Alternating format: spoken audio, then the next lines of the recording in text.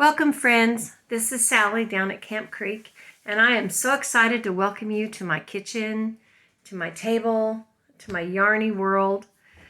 I think we have a lot of exciting yarn-related things we can talk about and learn from each other, and I'm looking so forward to making new friends through this wonderful platform of YouTube.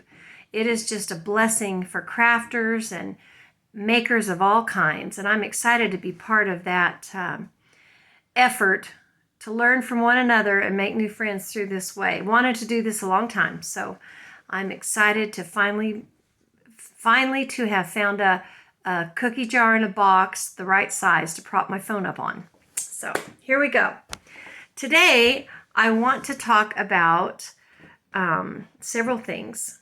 First of all, I want to show you some works in progress, a finished object, some yarn that I recently came across, and I want to talk to you about a subject that is dear to me because I love to make them, and that is washcloth making. Let's start out with a work in progress. How about that? Okay, so first of all, let me show you some socks. I had this idea that if I dig out a pair of unfinished socks every week and show them to you, that will motivate me to finish the socks for the next episode. We will see if that happens or not. But these are a pair of self-striping gray. I believe this is the color flannel.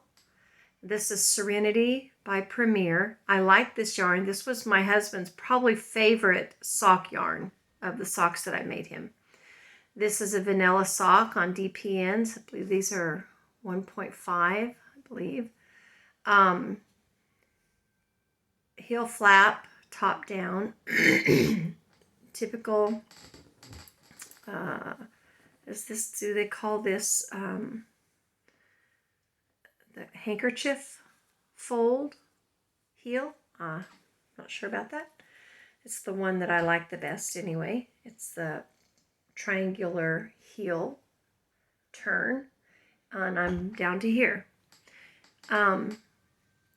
This yarn is not overly thick, so you get a sock that a man or anyone, I made these specifically for my husband, and he liked them because he could wear them to work with his shoes, and they weren't so thick that it felt like he had a boot sock on.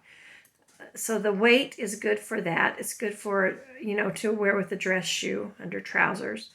And the bamboo really adds to the softness and the texture. You probably already know this, but Serenity Sock is a Premier yarn. And of course it's a US 2, and I've used a smaller needle than that because it's just the one I got the better gauge with, or a size 3.5 for a crochet hook. Super fine. It's your typical 50 grams, 230 yards. And the fiber content is wool, superwash merino rayon made from bamboo and nylon. So it's superwash merino, bamboo, and then it has nylon in it, which definitely does help to keep the wear from those toes from breaking through. I only have the one done. I have my little bee progress keeper on there to remind me to be nice, be sweet, be kind.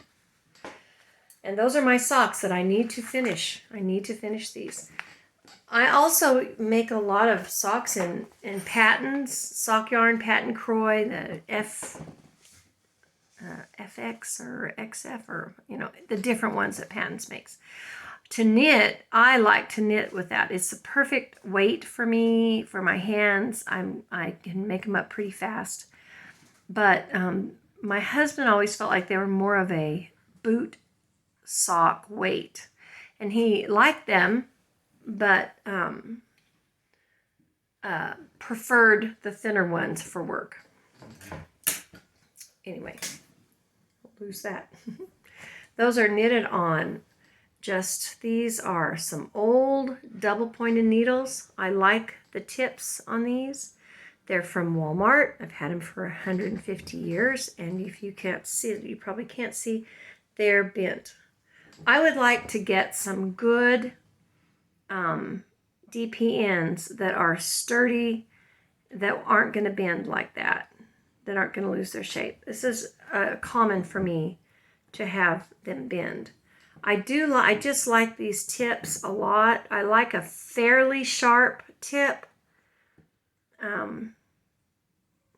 I definitely don't want a dull tip. Definitely don't want that. But I like the little bit sharper. The sharps, I've heard that I would not like them because they are too sharp. I don't know. I've never had them. Okay, this is another work in progress that I want to show. Isn't that pretty? I just ripped out about 6 or 8 rows of this. I found a mistake. Super simple crochet. Super simple. This pattern I found a long time ago. Fiber Spider, who is one of my absolute favorites. I tell you, I want to make bread for that young guy. He just has such a sweet demeanor. And he's just really crafty too. And I think, you know, I'm a grandma. I want to feed everybody. I'm going to make him he needs some cinnamon rolls. That's what he needs. But anyway, this is his pattern, and it's awesome. It's started at the bottom, as you can see. The increases are at each side, and it's just a shell increase.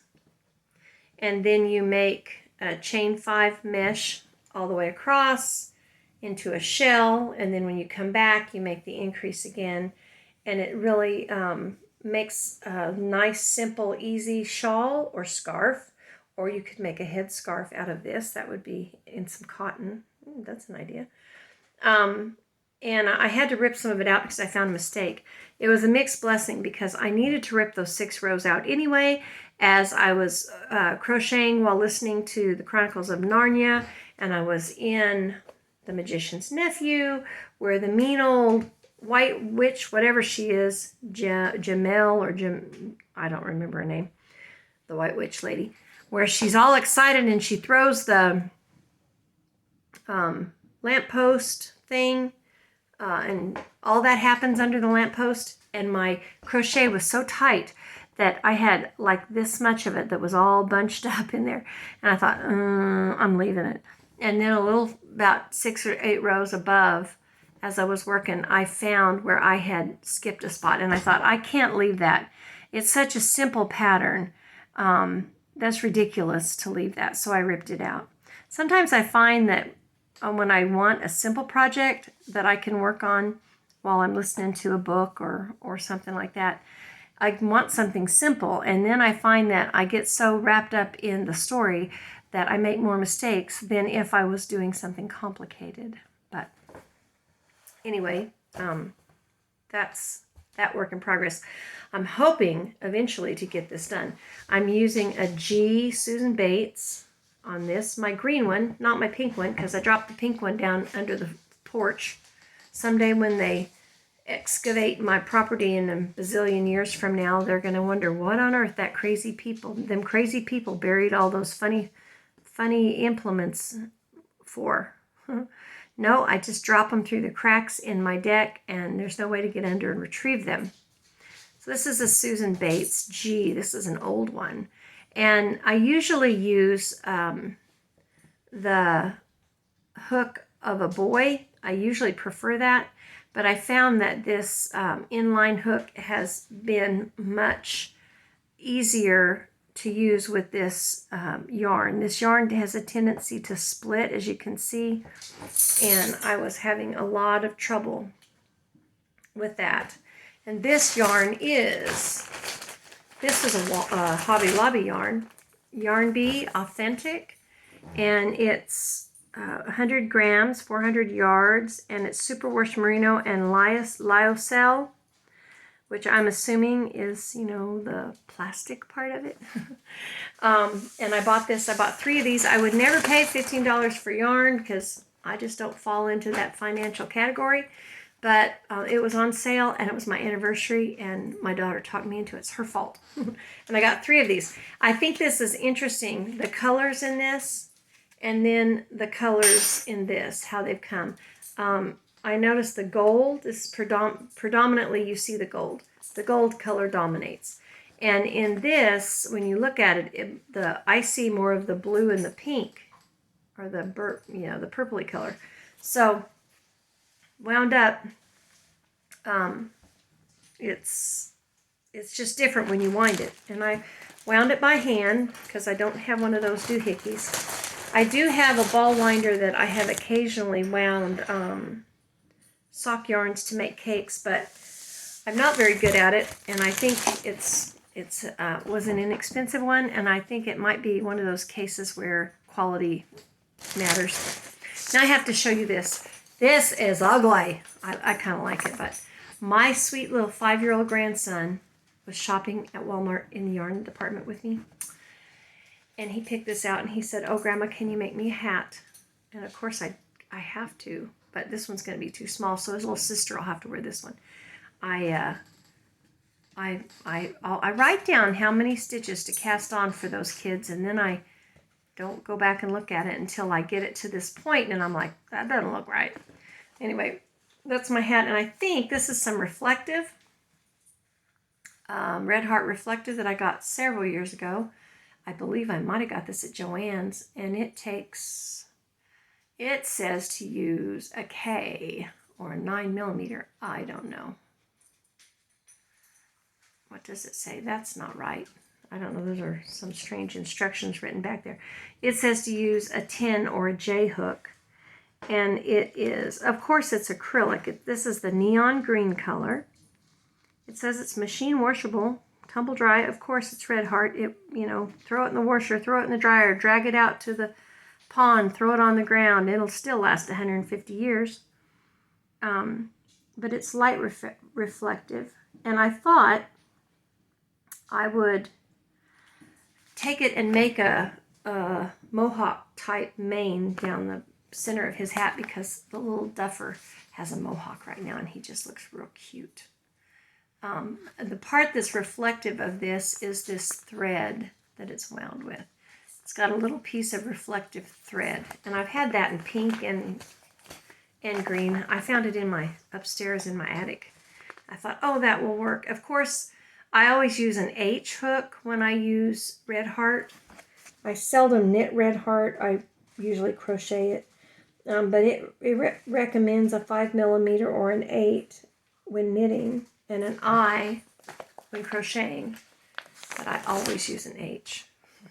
He thought that was amazing and beautiful, and he wanted it. So those are the things I'm working on. Now let me show you real quick some yarn that I got. You'll never believe where I got this yarn. I got this at the Dollar Tree, where my daughter lives. It's Premier Parfait, and usually these are anywhere from $10 to $15. It's not the chunky, it's the regular Parfait, and it's that velvety stuff. It's 574 yards, and of course it's 100% polyester, because it is, it's a number 5 bulky. Use a US 9 or a K hook. I probably would use a much bigger than a 9. That doesn't seem very big for that to me, but that's what it says. Anyway, I bought these, and then when I come home, I thought I should have bought more. Those were only $5, and they had bunches of the red, and then they had some tan, and I thought, oh, that would make a good throw to put in the family Christmas Dirty Santa that we play every year. And them girls would just fight over that because they love crocheted things. I should have bought more. I always think that. I should have bought more. Also got some more ugly Red Heart. I really don't generally buy Red Heart that much, although Red Heart has a place. I know we disrespect Red Heart in the crafting community pretty bad, especially the old Super Saver. But it has its place. It really does. It'll last 150 years. You can throw it down in the corral and sit on it and have a picnic and pick the burrs off of it, and it won't fuzz out. Even when you do that, it won't fuzz out. You put it in the wash machine, you throw it in the dryer. I have a Red Heart Afghan upstairs that my mother made for my daughter when she was 5. So that's 30 years ago. And that thing went to ball games. It was thrown on the floor. It was trampled all over on the school bus. It went to church camp. I mean, it suffered, and it's still with us to this day. I actually think I made her take it home. So it has its place, and this is intended for stocking caps for my grandchildren that started a new school, and their colors are this deep red and black. So I figure that's safe because it's going to get dropped in the playground, traded for a Hot Wheels car, left in a backpack wrapped in a peanut butter and jelly sandwich. It's going to be filled with mud and pollywogs at some point, and it needs to be sturdy or it won't last very long. And if it doesn't last very long, oh well. I love to make them, so that's what that's for. Now, my subject for the day is making crocheted washcloths or knitted. Knitted mostly. I make about half and half. I've had people ask me, why would you make a crocheted or knitted washcloth? Someone's going to rub the old grease off their dishes with that, and it's going to not get stained, and it's going to get smelly, and it's going to end up in the trash, and it's such a waste of time and money, and especially your time. But if I teach someone to crochet or knit, this is what I teach them with for several reasons. For one thing, I can have a whole bunch of it in all different colors and styles, and it didn't cost me a whole lot of investment. They can pick out the color they like. It's small, it's portable, it's not generally rough on your hands like some of the inexpensive acrylics are. It's forgiving. It doesn't knot up bad. If it does knot up, you break it off, you throw that piece away, you start again because it was so cheap. It's very versatile. You can pick it up anywhere. I bought it. This came from our little variety store here in town. I paid $1 for it. It's a Coats and Clark Cream de la Cream. It was on sale. This is Peaches and Cream from Walmart. This is some Lily's $4.99 Hobby Lobby. I did not pay that for that. It was on sale. But it's a sugar and cream. This is another Hobby Lobby, $2.29. That tells you I bought that a while ago. It's their Crafter's Secret yarn for washcloths. This is some that's supposed to be scented like lavender. I got no idea where I got that, but it's a sugar and cream, peaches and cream. And I have made a lot of washcloths out of this. I love this cotton. It's Hobby Lobby. It's a little softer than the other one, the Crafter's Secret, which I dropped on the floor. Woohoo, where'd it go? Hope that dog don't get that. Oh, here it is. And it makes really good for washcloths for babies. And you can also add some of these textured scrubby things into if you like. And it comes out real well. Now here's my knitted Grandma's Favorite washcloth. And here's a crocheted version of just a washcloth. It's crocheted. A lot of scraps used up in that one. Here's another Grandma's Favorite pattern. I'd like to know and comment below, what's your favorite recipe for Grandma's Favorite dish rag? Everyone has a little different one. Let me tell you what mine is. I cast on 5 and I knit 1 row. On the comeback row, I knit 2 yarn over, knit to the end until I get it however wide I want it, which is usually going to be 50 stitches. On the skinny end, when I go to turn, I'll knit 1, knit 2 together, yarn over, knit 2 together to the end until I get down to 5 stitches, at which time I will just knit straight across and cast off and use the tail to make the point on both ends so that it looks neater, and then block it. Once you block it, it kind of loses its shape that's kind of strange. So that's my recipe. What's your recipe? I know there's different ways to do it, but that's the one I generally use. And when I teach, I can give a ball of yarn, a set of clover bamboo needles, and instructions in usually one of these little bags that I make out of scraps, just a little nothing bag. It all fits in there. It's portable. It teaches the crafter you can carry this with you and work on it. It's great car, practice in the car. And it's small, portable. The wooden needles, this will not slide off of them near as easy as some of your other yarns will. So for beginners and children especially, they don't have the frustration of losing all their needles. If they do fall off, they're easily picked back up because the cotton grips them. The cotton and the bamboo together grip them.